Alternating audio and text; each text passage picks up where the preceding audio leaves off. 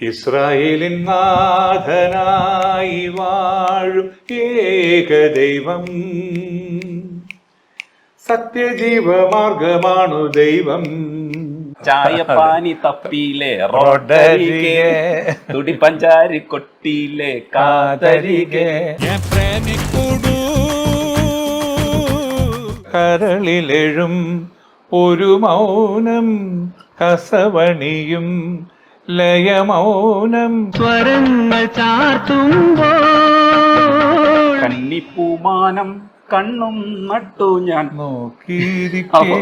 അതെ, സാറിന്റെ ശബ്ദത്തിൽ പാടാൻ വേണ്ടി നമ്മൾ ശ്രമിക്കുകയും ഇത് അനുകരിക്കുകയും ഒക്കെ ചെയ്യുന്ന ഒരു ശീലം ഉണ്ടാകും. കന്നിപ്പൂമാനം കണ്ണും നട്ടു ഞാൻ. റിസ്ക് എടുത്ത് പോയി പാടിയ ഒരു പാട്ടാണ് മന്ത്രി കൊച്ചമ്മ വരുന്നത്. ആഭ്യന്തര മന്ത്രിയാണേ. അതെ, ആ മന്ത്രിയൊക്കെ പറഞ്ഞിരിക്കുന്ന വേറൊരു സ്റ്റൈലാണ്.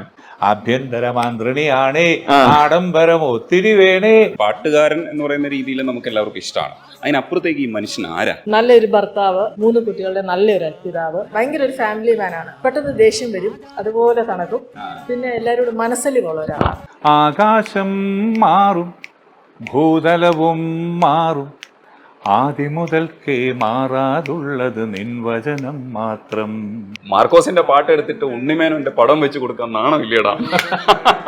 ക്രിസ്തീയ പാട്ടുകൾ ഒരു നല്ല ശതമാനം ഞാൻ പാടിയിട്ടുള്ള ആളുകൾക്ക് അറിയാം. പുത്തൻ പുതുക്കാലം മുത്തമിട്ട നേരം കൊലുസിട്ട മോഹങ്ങൾ എഴുന്നള്ളും ഇതുവഴിയെ 2 വേർഷൻ ഉണ്ടല്ലേ? ശരിക്കും പറഞ്ഞാൽ അത് എന്റെ വർഷം മാത്രമേ ഉള്ളായിരുന്നു. പുത്തൻ പുതുക്കാലം മുത്തമിട്ട നേരം നമ്മൾ ചിലപ്പോൾ മരിച്ചു പോകാം, അല്ലെങ്കിൽ ഇതിൽ നിന്ന് കരയേറത്തില്ല എന്നൊക്കെയുള്ളൊരു ധാരണ വന്നപ്പോഴാണ് പെട്ടെന്ന് ഒരു ദൈവദൂതനെ പോലെ ഈ അച്ഛൻ വരുന്നതും അച്ഛൻ ഡൊണേറ്റ് ചെയ്യാമെന്ന് പറയുന്നതും. ഓപ്പറേഷൻ കഴിഞ്ഞ 4-5 വർഷത്തിന് ശേഷമാണ് ഈ രഹസ്യം നമ്മൾ വെളിപ്പെടുത്തുന്നത്. കാരണം അച്ഛൻ അങ്ങനെ ഒരു താല്പര്യം ഉണ്ടായിരുന്നില്ല. ഈസ്റ്റർ ആയിട്ട് മാർക്കോ സാറിന്റെ വീട്ടിലാണ് വന്നിരിക്കുന്നത്. നമസ്കാരം സാർ. നമസ്കാരം സാർ, ഈ വീടല്ലാതെ കടവന്ത്ര വേറൊരു വീട്? കടവന്ത്രയിലത്തെയാണ് ആദ്യത്തെ വീട്. ഇതിപ്പോ വാങ്ങിയിട്ട് ഒരു 2-2.5 വർഷമേ ആയിട്ടുള്ളൂ. ഇപ്പൊ ഞാനിപ്പോ കടവന്ത്രയിലും ഇവിടെയായിട്ട് ഇങ്ങനെ നിൽക്കുകയാണ്. അപ്പൊ ഈ മക്കളൊക്കെ താമസിക്കുന്നത്? മക്കള് മൂത്ത മോന് ഇവിടെ അടുത്ത് തന്നെ കിൻഡർ എന്ന് പറഞ്ഞ ഹോസ്പിറ്റലിലെ ഡോക്ടറാണ്. അപ്പൊ അത് കാരണം അദ്ദേഹത്തിന് പോകാനുള്ള സൗകര്യം ഇവിടുന്നാണ്. പുള്ളിക്കാരനാണിപ്പം കൂടുതൽ ഇവിടെ. ഞങ്ങള് പകൽ ഇങ്ങോട്ട് വരും, വൈകുന്നേരം അങ്ങോട്ട് പോകും. ഇളയ മകള് ഹൈക്കോടതിയിലെ വക്കീലാണ്. അപ്പൊ അദ്ദേഹം എൻറോൾ ചെയ്തിട്ടൊരു 6-7 മാസമായുള്ളൂ. അപ്പൊ അവക്ക് ഇവിടുന്ന് പോകാൻ ബുദ്ധിമുട്ടാണ്. അതായത് ഇപ്പൊ ഞാൻ ഈ താമസിക്കുന്ന നവോദയ എന്ന് പറയുന്ന ഈ സ്ഥലത്ത് നിന്ന് ഒരു 15 കിലോമീറ്റർ ഉണ്ട്. മറ്റേതാകുമ്പോ കടവന്ത്രയിൽ നിന്ന് ഒരു 5 കിലോമീറ്ററേ ഉള്ളൂ. അപ്പൊ അതുകൊണ്ട് ഞങ്ങൾ മകൾക്ക് വേണ്ടി വൈകുന്നേരങ്ങളിൽ അവിടെയും, പകല് മൂത്ത മോൻ ഇവിടെ ആയതുകൊണ്ട് ക്ലീനിങ്ങും കാര്യങ്ങളും ഒക്കെ ആയിട്ട് ഞങ്ങൾ പകൽ ഇങ്ങോട്ട് വരും. അങ്ങനെയാണ്. ഒന്നിലാട്. അങ്ങനെ 2 വീട്ടിലാണ് താമസം.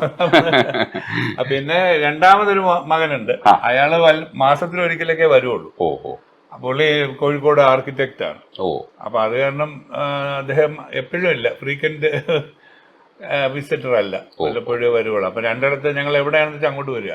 സാറേ, ഈ വീട്ടിൽ കയറിയപ്പോ തന്നെ ഞാൻ ശ്രദ്ധിച്ചതാ മുഴുവനും ഈ അവാർഡുകള്. അപ്പം ഇതൊക്കെ ചരിത്രമാണ്.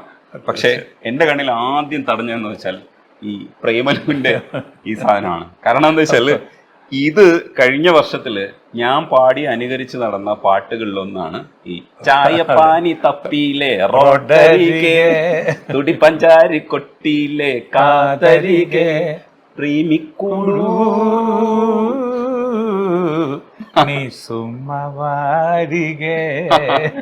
ഇതില് പാട്ട് ഹിറ്റാവുന്നതായ അപ്പുറത്തേക്ക് മാർക്കോ സാറിന്റെ പാട്ടുകൾ അനുകരിക്കുന്ന ഒരു ശീലം നമുക്കുണ്ടായിരുന്നു, എനിക്കുണ്ടായിരുന്നു. അപ്പം മറ്റേ പാട്ടൊക്കെ ഇല്ലേ, അത് ആദ്യത്തെ പാട്ട് കന്നിപ്പൂമാനം കണ്ണും നട്ടു ഞാൻ ഇതൊക്കെ പാടുമ്പോൾ സാറിന്റെ ശബ്ദത്തിൽ പാടാൻ വേണ്ടി നമ്മൾ ശ്രമിക്കുകയും ഇത് അനുകരിക്കുകയും ഒക്കെ ചെയ്യുന്ന ഒരു ശീലം ഉണ്ടായിരുന്നു. അപ്പൊ ഈ പാട്ടിറങ്ങിയപ്പോ ഈ പാട്ടങ്ങ് ഹിറ്റാവുകയും ചെയ്തു.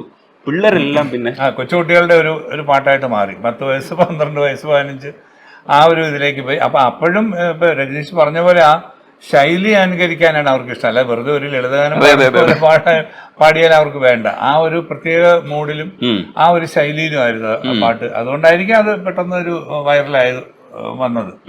സുഹേലിന്റെ പാട്ടുകളെ കുറിച്ച് ഞാൻ പിന്നെ ഈ വർഷങ്ങളിൽ എടുത്ത് സംസാരിക്കുമ്പോൾ ഈ പ്രേമിക്കുടു എന്ന് പറയുന്ന വാക്ക് അതെ, ഒരു പുതിയ പ്രയോഗമാണല്ലോ, തെലുങ്കും മലയാളവും കൂടെ ചേർത്തിട്ടുള്ള ഒരു അഭ്യാസമാണ് സുഹേലിന്റെ. അപ്പൊ അതിനെ പറ്റിയിട്ട് ഞാൻ പല വേദികളിലും സംസാരിക്കുന്നുണ്ടായിരുന്നു. അപ്പോഴും നമ്മൾ ഈ പാട്ടിനെ കുറിച്ച് ഇങ്ങനെ ഓർത്തുകൊണ്ടിരിക്കുകയാണ്. അപ്പൊ കഴിഞ്ഞ വർഷത്തിലും ഈ വർഷവും ഒക്കെ ഞാൻ ഈ പാട്ടിനെ കുറിച്ച് ഒരുപാട് സംസാരിച്ചു. ഒരു ആലസ്യത്തിലാണ് പൊതുവെ.